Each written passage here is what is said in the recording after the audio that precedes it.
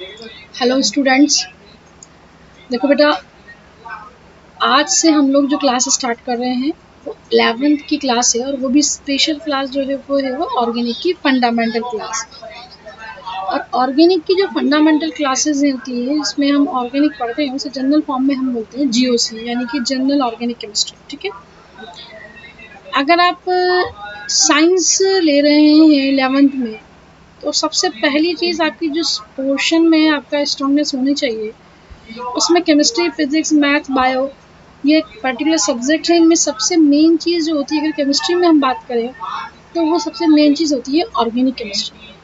Organic chemistry जो है वो बेस है आपकी पूरी केमिस्ट्री का। जिससे ऑर्गेनिक केमिस्ट्री अच्छे से आती है, केमिस्ट्री उसके लिए बहुत आसान होती है, क्योंकि फिजिकल और इनऑर्गेनिक जो है वो सब चीज़, वो सारे के जो हैं वो एक ईजी, जैसा कहना चाहिए कि क्राइटेरिया है केमिस्ट्री के।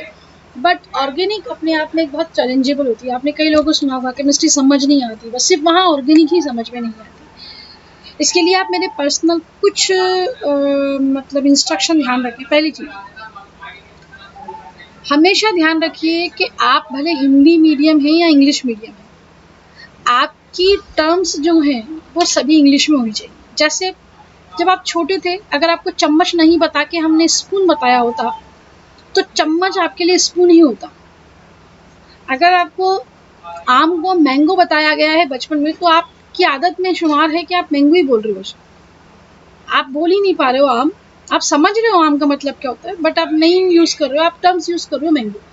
तो बेसिकली जिस तरह से हम 11th में जैसे ही साइंस लेते हैं तो हमें कोशिश करनी चाहिए कि हम डाटाज भले हिंदी में पढ़ें, अगर हम हिंदी मीडियम के हैं। इंग्लिश मीडियम वालों को तो कोई दिक्कत होती नहीं, पर हमारी टर्म्स हिंदी मीडियम वालों की भी क्या होनी चाहिए, इंग्लिश में ही होनी चाहिए। आपको पता होना चाहिए कि रसायन को केमिकल बोलते हैं, रासायनिक यौगिकों को केमिकल कंपाउंड ही बोलते हैं। तो मैं यहाँ जो क्लास ले रही हूँ वो कॉमन क्लास ले रही हूँ, एक ऐसी क्लास, कॉमन क्लास, जिसके अंदर हिंदी और इंग्लिश मीडियम दोनों बच्चे जो हैं वो नॉर्मल फील करें।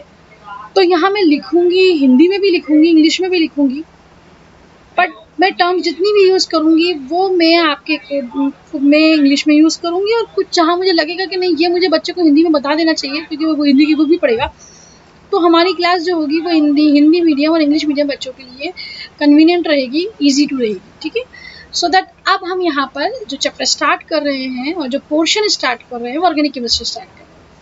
देखिए, केमिकल कंपाउंड जो थे, जो केमिकल्स पाए जाते थे, उन्हें सबसे पहले जो क्लासिफिकेशन दिया है वो दिया है निकोल्सन लैम्ब्रे। निकोल्सन लैम्ब्रे ने सबसे पहले केमिकल कंपाउंड्स को 3 भागों में डिवाइड, ये साइन जो है ना वो डिवाइड का है, इसका साइन है डिवाइड का साइन है, ये जो दिख रहा है आपको। तो आप ये ध्यान रखें, बाटा, जब हम बाटा लिखते हैं तो नोट्स हैं चूंकि ये, तो शॉर्ट फॉर्म में हम क्या लिखेंगे, ऐसे डिवाइड करके लिखेंगे। तो हमने बाटा, कितने पार्ट में बांटा, 3 पार्ट, मिनरल्स, वेजिटेबल सब्सटेंस और एनिमल सब्सटेंस। ठीक है, किसने बांटा, निकोल्सन लैम्ब्रे ने, और वो 1675 में ये काम कर चुके थे। ठीक है, देखिए क्लासिफिकेशन बहुत वर्षों से हो रहा था, बट जितने भी क्लासिफिकेशन हो रहा था वो केवल ग्रंथों में छप के रह गया था। जैसे हम बात करें ईसाई धर्म, मुस्लिम धर्म, हिंदू धर्म, यहाँ जो भी क्लासिफिकेशन पुराना हुआ वो वेदों में छप कर रह गया। इस्लाम के अकॉर्डिंगली जो हुआ वो सब कुरान शरीफ में अवेलेबल होगा, उसके अंदर बहुत सी बुक्स जो होती हैं इस्लामिक बुक हैं उनमें होगा। पब्लिक फॉर्म में सबसे पहले classification of the chemical compound जो किया गया वो निकोल्सन लैम्ब्रे ने किया। उसने कहा कि 3 तरह के होते हैं, एक तो मिनरल सब्सटेंस होते हैं, एक वेजिटेबल सब्सटेंस होते हैं और एक होते हैं एनिमल सब्सटेंस। ये कॉमन सब्सटेंस जो होते हैं, वेजिटेबल और एनिमल्स जो होते हैं, ये कॉमन होते हैं, मतलब ये आपस में एक दूसरे में पाए जा सकते हैं। ऐसा भी हो सकता है कुछ जो सब्सटेंस है वो एनिमल में पाए जा रहे हैं तो वेजिटेबल पाए जाएंगे, कुछ ऐसे होंगे जो वेजिटेबल में पाए जाते हैं तो एनिमल पाए जाएंगे, ये उसने बता दिया। उसके बाद आगे जो क्लासिफिकेशन हुआ वो ये हुआ कि जो आपका ये सब तीनों हैं इन्हें हमने आगे फर्दर जो डेवलपमेंट हुआ तो 3 पार्ट्स में क्लासिफाई किया। एक होते हैं इनऑर्गेनिक कंपाउंड्स, दूसरे होते हैं ऑर्गेनिक कंपाउंड्स, और ये तो आप अभी डिस्कस ना करें, पहले देखें इनऑर्गेनिक और ऑर्गेनिक। इनऑर्गेनिक के अंदर जिन कंपाउंड्स को हम स्टडी कर रहे हैं वो कार्बन के अलावा जितने बचे हुए एलिमेंट हैं जितने बचे हुए तत्व हैं, मैं सब हिंदी भी बोलूँगी इंग्लिश भी बोलूँगी, तो ध्यान रखें आप, बस पकड़ में आनी चाहिए कि आपको क्या कहा जा रहा है, बस समझ में आना चाहिए। क्योंकि मेरा जो टारगेट है वो ये है कि जब समझा दिया जाता है और समझ में आ रहा होता है तो भाषा की बाउंड्री नहीं होती। समझ में आ गया? तो भाषा जो है वो तो आपको पकड़ में आ ही रही है। हिंदी में भी लिख रखा है मैंने अकार्बनिक कंपाउंड, अकार्बनिक यौगिक लिखा हुआ है, तो तुम्हें समझ में आ गया है कि कंपाउंड को यौगिक कहा जाता है। तो वो इसी तरह से इनऑर्गेनिक कंपाउंड जो होते हैं वो कंपाउंड होते हैं कार्बन के अलावा जितने भी एलिमेंट, जितने भी तत्व बचे हैं वो सब इनऑर्गेनिक में आते हैं। तो ऐसे कंपाउंड जो कार्बन के अलावा बचे हुए जितने भी इनऑर्गेनिक मतलब कंपाउंड है वो सब इनऑर्गेनिक कंपाउंड आते हैं। जैसे कि सिलिका के बने हुए, फास्फोरस के बने हुए, नाइट्रोजन के बने हुए, ठीक है, ये सब आपके किस में आते हैं? इनऑर्गेनिक में आते हैं। उसके बाद आता है ऑर्गेनिक कंपाउंड। ऑर्गेनिक कंपाउंड ऐसे कंपाउंड जो कि कार्बन से मिलकर बने हैं, ये जनरल हमारे को ध्यान रखना है।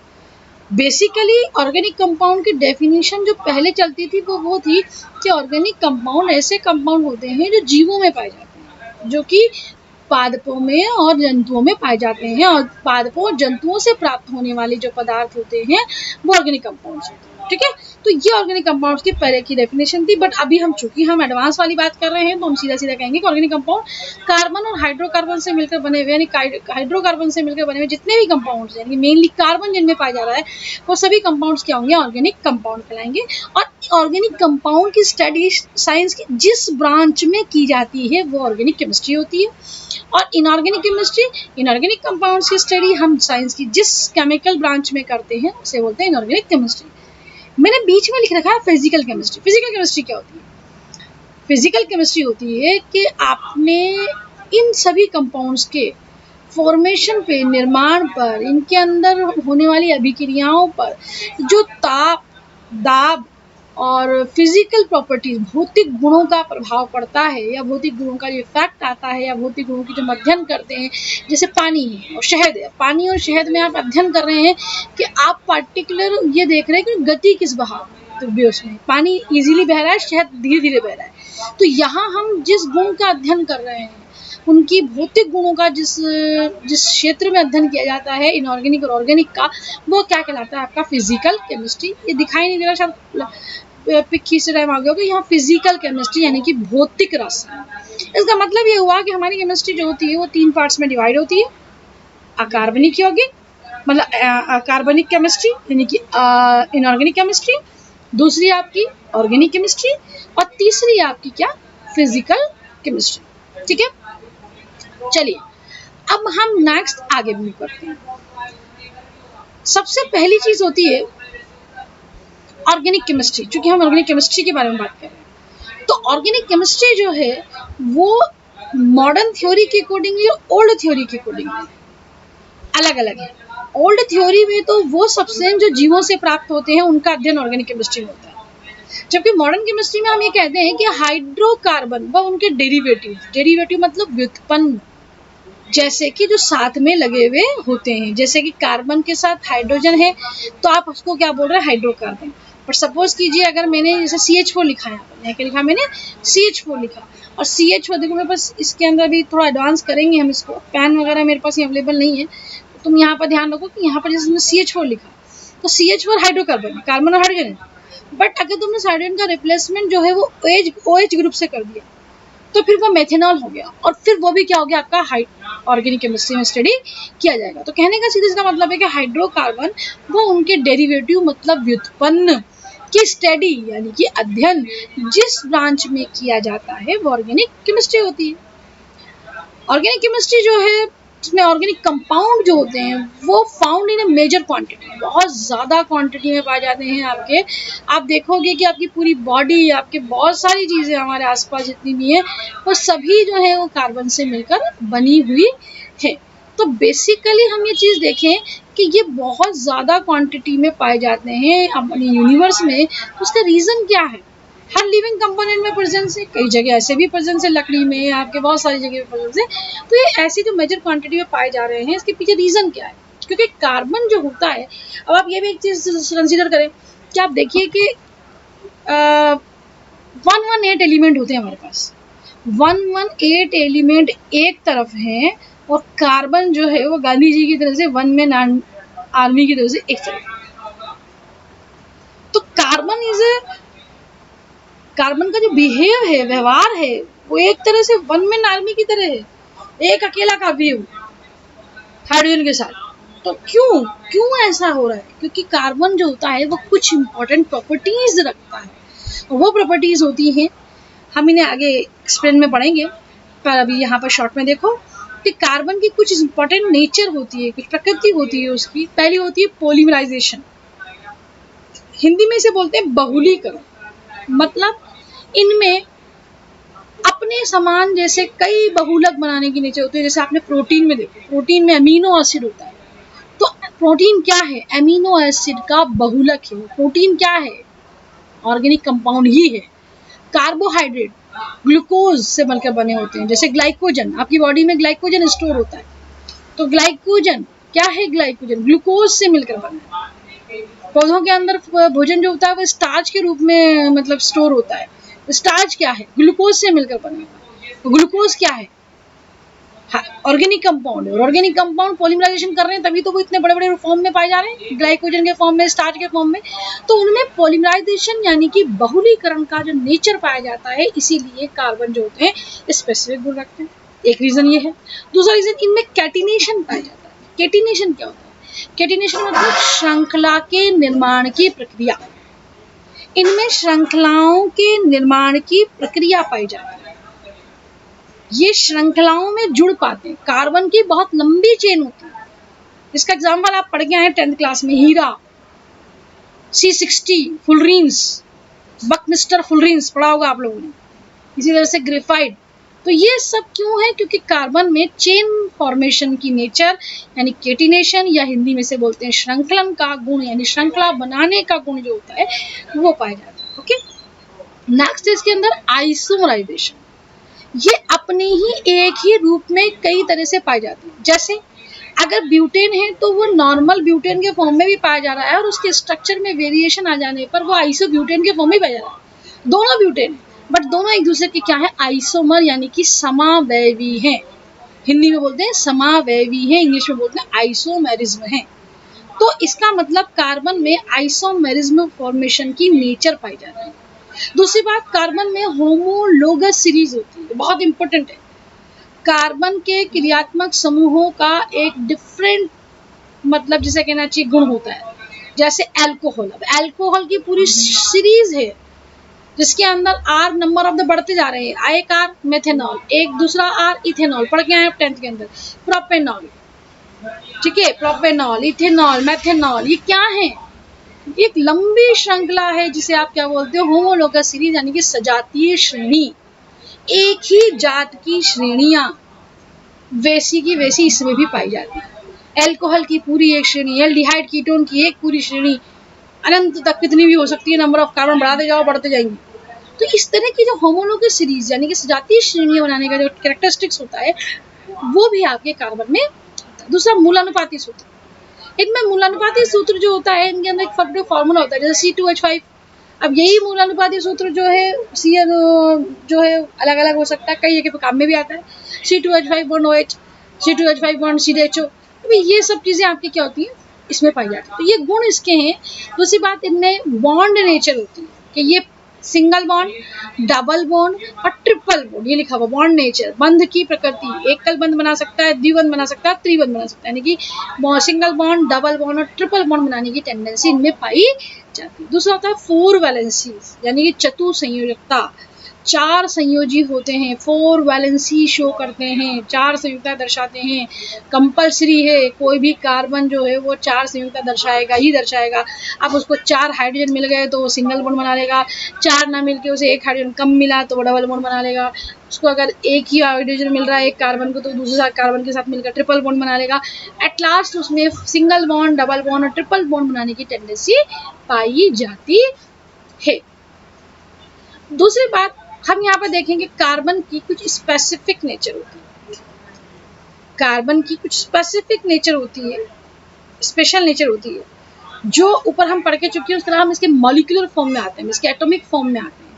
तो हम यहाँ कार्बन के एटम के बारे में बात करें। अभी तक हमने कार्बन की कंबाइंड फॉर्म में वो देखी कि कार्बन किस तरह से बिहेव करते हैं, उनकी क्या प्रॉपर्टीज होती हैं। अब इसकी एटॉमिक स्पेसिफिक नेचर अगर हम देखें तो कार्बन में आपको पता होना चाहिए कि ये ग्रुप 14 में पाया जाता है। पीरियोडिक टेबल आप सब पढ़ के हैं। पीरियोडिक टेबल में आपने देखा कार्बन किस में पाया था, ग्रुप 14 में पाया था। पीरियोडिक टेबल के अंदर पीरियड अगर हम देखें, आवर्त की बात अगर करें तो दूसरे आवर्त में पाया जाता है। ग्रुप मतलब होता है वर्ग, यानी कि ग्रुप के अंदर ये 14 ग्रुप में होता है। पीरियड मतलब होता है आवर्त, यानी कि दूसरे आवर्त में होता है। और ये जो नीचे 6 लिखा हुआ है ये इसका एटॉमिक नंबर यानी कि परमाणुवीय क्रमांक है। और ये जो 12 लिखा हुआ है इसका एटॉमिक मास यानी कि परमाणु भार है। तो कार्बन का एटॉमिक मास यानी परमाणु भार 12 होता है, जबकि परमाणु क्रमांक जो होता है वो 6 होता है। अब इसका इलेक्ट्रॉनिक कॉन्फ़िगरेशन आप देखोगे तो देखो ये अभी तुम चूंकि 10th में नहीं पढ़ के आए हो, पर मैं तुम बता देती हूँ कि इसके ऑर्बिट के अंदर ऑर्बिटल्स पाए जाते हैं। और ऑर्बिटल होते हैं sp-d, जो तुमने पढ़ा होगा पीरियड टेबल, आपको किसी ने ढंग से पढ़ाई है 10th में, तो आपको पता होना चाहिए कि उसमें ब्लॉक होते हैं पीरियड टेबल में, s block, p block, d block और f ब्लॉक। उसी तरह से वही जो s block, p block, d block होते हैं वही आपके क्या होते हैं, ऑर्बिटल होते हैं, यानी कि क्या होते हैं उसके अंदर कक्षक होते हैं, हिंदी में बोलते हैं कक्षक। तो उसमें कार्बन में s कक्षक और p कक्षक पाए जाते हैं। 1s पाया जाता है, 2s पाया जाता है और 2p पाया जाता है। 1s को हम इस तरह से डिनोट करेंगे, इसके अंदर पाए जाने वाले दो जो इलेक्ट्रॉन दिख रहे हैं, दो जो दिख रहा है ये इलेक्ट्रॉन की संख्या है। इन्हें ऐसे दर्शाते हैं, ये हमेशा ऐसे ही दर्शाए जाते हैं, उल्टे, एक सीधा और एक उल्टा। तो ये आपके इस तरह से आपके ये दिखेगा दो इलेक्ट्रॉन, तो यहाँ भी 2 इलेक्ट्रॉन, यहाँ भी 2 इलेक्ट्रॉन। देखो ये चीज़ तुम्हारे इनऑर्गेनिक में आएगी, जब मैं तुम्हें इनऑर्गेनिक पढ़ाऊंगी ये पूरा बनाना सब सिखाऊंगी। फिलहाल मैं तुम्हारे पे यहाँ पर जिस बता रही कार्बन के रिगार्डिंग बात कर रही हूँ, तो इसलिए हमने यहाँ पर जो मेन पॉइंट है वो ले लिए हैं। समझ में आ जाएगा, ये सब होते हैं हमारे एटम पढ़ेंगे तो सब समझा दूंगी। फिलहाल आप ये देखिए, उसके बाद पी में आप देखो 2 ऐसे होते हैं, पर ग्राउंड स्टेट में यानी कि जो सामान्य अवस्था में, पर इसके भी यहाँ पर अगर आप देखो तो यहाँ पर कार्बन हमेशा क्या बनाता है, सहसंयोजक बंध। तो भाई ये सहसंयोजक बंध बनाने के लिए तो इसके बाद 2 इलेक्ट्रॉन है, जबकि तुम तो चिल्ला के बोले जा रही हो कि भाई मैडम आप तो बोले जा रहे हो कि 4 होते हैं, 4 होते हैं। कहाँ है 4? ये तो 2 ही है, एक यहाँ ले लेगा, एक यहाँ ले लेगा, बाकी कहाँ है? तो यहाँ पर बाकी जो होते हैं वो क्या होता है, हमेशा कार्बन एक्साइटेड स्टेट में पाया जाता है, उत्तेजित अवस्था में। और उत्तेजित अवस्था में इसका जो एक इलेक्ट्रॉन होता है वो जंप करके यहाँ आ जाता है। इस तरह से अब आप यहाँ देख सकते हो 1 2 3 4, 4 जो होगा वो सहसंयोजक बंध बनेगा। सहसंयोजक बंध में क्या होता है, इलेक्ट्रॉनों की शेयरिंग। क्यों कर रहे हैं बंध का फॉर्मेशन, क्योंकि 8 इलेक्ट्रॉन पूरे कर रहे हैं। जब 4 हैं, 4 चाहिए तभी तो 8 होंगे, ये 4 हो गए ना, 4 चाहिए आज 8 हो जाएंगे। और सहसंयोजक बंध बनाएंगे तो 4 वैलेंसी होती है, 4 इलेक्ट्रॉन भरे जा सकते हैं। ठीक है, तो इस तरह से कार्बन जो होता है वो 4 इलेक्ट्रॉन और लेके क्या बनाता है, सहसंयोजक बंध बनाता है। ये इसका मेन एटॉमिक कैरेक्टरिस्टिक होता है। दूसरी बात ये मल्टीपल बंध बनाने की कैपेसिटी हम देख ही रहे हैं। ये देख रहे हो आप, सिंगल बॉन्ड बना सकता है, डबल बॉन्ड बना सकता है, ट्रिपल बॉन्ड पढ़ के आए आप 10th में, सिंगल बॉन्ड, ट्रिपल बॉन्ड, ये डबल बॉन्ड। चतुष्फल की इसकी क्या होती है, संरचना होती है। इस तरह से इसकी चतुष्फल की संरचना होती है। कार्बन की जो 4 संयुक्ताएं हैं वो टेट्राहेड्रल फॉर्म में जुड़ी हुई होती हैं, और इसका 109 डिग्री 28 मिनट इसके अंदर क्या होता है आपके पास टाइम होता है। ठीक है, उसके बाद श्रृंखलन का गुण आपके स्कूल में भी पढ़ा हमने, इस तरह से पढ़ा। अब ये देखो मैंने यहाँ कार्बन का लिख दिया, आप देखो खाली कार्बन में ही श्रृंखला या कैटिनेशन नहीं पाया जाता, और भी कंपाउंड है जिनमें श्रृंखला पाया जाता है। फास्फोरस पी आपके 8 फॉर्म में पाया जाता है, P4 भी मिलता है। नाइट्रोजन में मिल जाता है जिसमें श्रृंखलन का गुण पाया जाता है। सिलिकॉन भी मिलता है, सिलिको केमिस्ट्री अपने आप में एक अलग केमिस्ट्री है, हमारे यहाँ तो शुरू ही नहीं हुई है अभी तक, जबकि फॉरेन के अंदर सिलिका केमिस्ट्री वैसी ही जैसे कार्बनिक केमिस्ट्री आपकी ऑर्गेनिक केमिस्ट्री है। तो ये आपके सिलिका में भी बहुलीकरण का गुण पाया जाता है, यानी कि श्रृंखलन का पाया जाता है, श्रृंखलन का गुण पाया जाता है, बहुलीकरण का भी पाया जाता है। तो यहाँ पर आप देख रहे हो कि यहाँ हम श्रृंखलन की बात करें, पर यहाँ आप देख रहे हो कि श्रृंखलन के लिए जो ऊर्जा चाहिए वो कितनी होती है आपकी किलो कैलोरी में, आपके 85। तो सबसे ज्यादा मजबूत बॉन्ड जो बना रहा है श्रृंखलन में वो कौन बना रहा है, कार्बन की। इसके अंदर ऊर्जा का मान 85 किलो, मतलब इस बॉन्ड को तोड़ने में मुझे 85 किलो कैलोरी ऊर्जा चाहिए, जबकि इसके लिए 54 चाहिए। इसके लिए कितनी चाहिए, मुझे 39 चाहिए। तो सबसे ज्यादा किस में चाहिए, इसमें। इसका मतलब ये इसकी चेन बहुत मजबूत होती है, किसी की बॉन्ड एनर्जी, किसी का बंधन, किसी का बॉन्ड बहुत हाईली स्ट्रॉन्ग बंधन ऊर्जा दर्शा रहा है। इसका मतलब क्या हुआ, बंद ऊर्जा दर्शा रहा है, इसका मतलब क्या हुआ, बंद मजबूत है। यहाँ पर 85 किलो कैलोरी एनर्जी चाहिए इस बॉन्ड को ब्रेक करने में, इसका मतलब बॉन्ड बंद क्या है, बहुत ज्यादा मजबूत है। इसीलिए कार्बन में श्रृंखलन का स्ट्रांगली गुण पाया जाता है, बहुत मजबूत गुण है ये इसका, कि श्रृंखला बनाने का की प्रकृति इसमें होती है। ठीक है, दूसरा हम यहाँ देखें कि इसके अंदर जो कार्बन होता है, इसकी स्ट्रक्चर के अंदर, अब ये चीज जो है ये 5 नंबर जो टेबल है ये हम लोग हम नेक्स्ट क्लास में पढ़ेंगे, ये आगे हमारे पास और भी है। फिलहाल हम यहाँ पर 5 पेज हमने यहाँ पर आज स्टडी किए और यही 5 पेज जो है वो आप अच्छे से रिकॉल कर लेते हैं। देखो मैंने यहाँ कार्बन के बारे में आपको क्या क्या बताया वो एक बार फिर हम देख लेते हैं। देखिए कार्बन के बारे में मैंने आपको सबसे पहले बताया कि कार्बन जो है ऑर्गेनिक केमिस्ट्री जो होती है वो केमिस्ट्री होती है जिसमें हम ऑर्गेनिक कंपाउंड्स की स्टडी करते हैं। मॉडर्न डेफिनेशन के हिसाब से हाइड्रोजन और कार्बन यानी हाइड्रोकार्बन के जो कंपाउंड है वो और उनके डेरिवेटिव, उनके हाइड्रोजन को हटा के तुम कुछ और भी जोड़ रहे हो तो भी वो हाइड्रोकार्बन है क्योंकि हाइड्रोजन उसमें प्रेजेंस है, तो वो डेरिवेटिव्स की जो स्टडी की जाती है वो क्या की जाती है आपके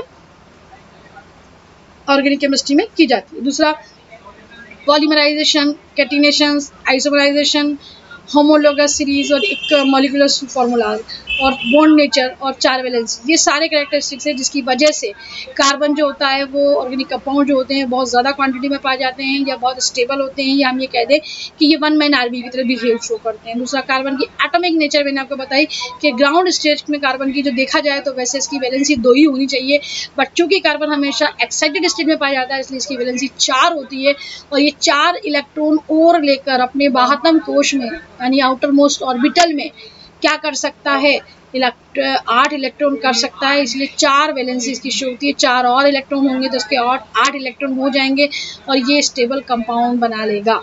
ठीक है, क्योंकि हमने पढ़ रखा है अष्टक का नियम, अष्टक का नियम ये ऑक्टेट लॉज जो कि कार्ल ल्यूसिक ने दिया था। उसने क्या कहा था कि कोई भी परमाणु जो होता है वो बंध निर्माण करता है, क्योंकि उसे अपने बाह्यतम कोश में 8 इलेक्ट्रॉन क्या करने होते हैं, फुलफिल करने होते हैं। जिसके पास 8 इलेक्ट्रॉन होते हैं वो स्टेबल होता है। तो कार्बन अकेला बैठा हुआ है अपने बाह्यतम कोश में 8 इलेक्ट्रॉन करने के लिए 4 और इलेक्ट्रॉन चाहिए जिन्हें वो हाइड्रोजन से या किसी और समूह से या किसी और एलिमेंट से पूरा कर सकता है, इसलिए इसकी वैलेंसी कितनी होती है, 4 होती है। ये आप देख रहे हैं, ठीक है। 4 वैलेंसी शो करता है। बंध जितने भी ऑर्गेनिक कंपाउंड्स में होते हैं सभी सहसंयोजक बंध यानी कि कोवैलेंट बॉन्ड फॉर्मेशंस की ही नेचर होती है। ये मल्टीपल बॉन्ड मैंने आपको बता दिए। चतुष्फल की संरचना इसकी पाई जाती है। कार्बन की चतुष्फल 4 से दर्शाता है। इसके बीच का एंगल जो होता है वो 109 डिग्री 28 मिनट होता है और इसमें श्रृंखलन का गुण पाया जाता है। श्रृंखला के गुण में ये क्वेश्चन जो होता है वो फर्स्ट ग्रेड के हिसाब से भी बहुत इंपॉर्टेंट है, चूंकि ये नोट्स मैंने सभी लोग इसको इजीली इसका बेनिफिट उठा सकते हैं 11 से लेकर टॉप लेवल तक। ये क्वेश्चन एक बार पूछा गया है फर्स्ट ग्रेड के अंदर, आरपीएससी के अंदर ये क्वेश्चन पूछा गया है। उसने ये आपसे पूछा था order of the catenations of the carbon, silica, nitrogen और फॉस्फोरस, और आपको पता होना चाहिए कि एनसीईआरटी की बुक के अंदर ये पूरा एज इट इज दे रखा है। तो बेसिकली हम ध्यान रखें कि कार्बन का जो बॉन्ड एनर्जी है बहुत ज़्यादा होती है, 85 किलो कैलोरी होती है, इसीलिए कार्बन जो होता है उसमें श्रृंखलन का गुण औरों के तुलना में ज़्यादा पाया जाता है। और इसकी 54, इसकी 39 तो ऑर्डर जाएगा सॉरी कार्बन, सिलिकॉन, नाइट्रोजन और फास्फोरस। ठीक है, यहाँ से हम कल फिर अपनी क्लास लेंगे। तो आज के लिए थैंक यू। आप हिंदी मीडियम हो या इंग्लिश मीडियम हो, कोई सी भी ग्रेड हो, मैं बिल्कुल 0 लेवल से शुरू कर रही हूँ और आप इसको बेनिफिट इसका उठा सकते हैं सभी लोग। जो क्योंकि मैं से आप मेरे चैनल को सब्सक्राइब कीजिए और थोड़ा इसको आगे भी फॉरवर्ड कीजिए ताकि लोगों को फ़ायदा हो सके। ठीक है, ओके, ठीक है सर, थैंक यू बेटा।